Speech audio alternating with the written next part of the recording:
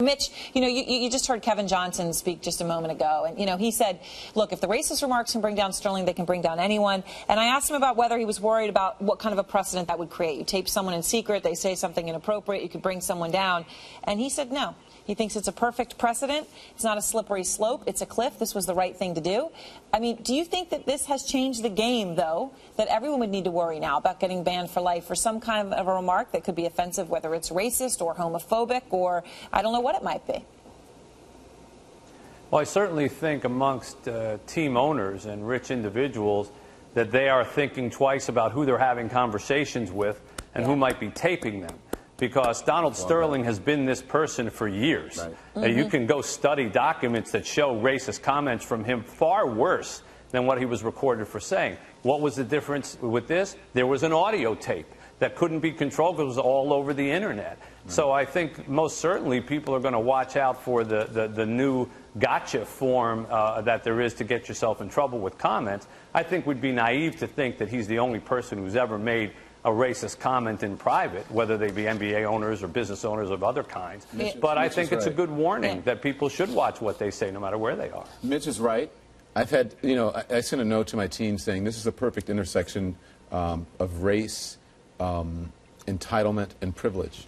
Because I've had no less than 10, 15 people say, and these are people of a certain age, of a certain demographic, of a certain income, they'll say, Don, I hear it all the time. Right. In the boardroom, I hear it in the locker room, I hear it at the country club. People who say things similar to Donald Sterling, and no one ever says anything. And then when you try to intervene, to no avail. So you're right, Mitch. He's not the only one, but this is a window into something that we rarely get to see. I mean, and David, it's kind of amazing that this is what it took. You heard Jason Carroll say this has been going on for decades. It was an open secret. He grew up in L.A. Everybody knew that this guy didn't like people of color, as Jason phrased it. It's not a surprise with this man.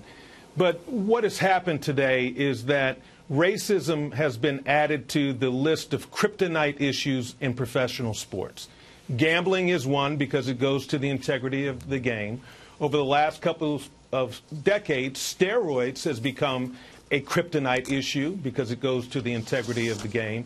And now racism as well, because you just cannot justify having black men with their excellence and commitment generating billions of dollars of revenue and then have an owner say, yeah, but they belong in the field, in the shacks. They can't come in the big house. So, Mitch, do you think that this has teeth? I would say that that's not new at all. I mean, Marge Schott made awful comments, worse than these kind of comments a long time ago. Fuzzy Zeller got in trouble for comments about Tiger Woods. Sergio Garcia not too long ago. I mean, anyone who thinks that sports is some kind of haven against racism doesn't understand sports is just part of society, as it has pockets that are racist just like the rest of society. But it's not new. This isn't like I don't agree that it's a new issue that is suddenly explosive. I think in the day and age of the internet and audio tapes, videotapes, cell phone cameras, where people can catch you saying things that you thought were a joke,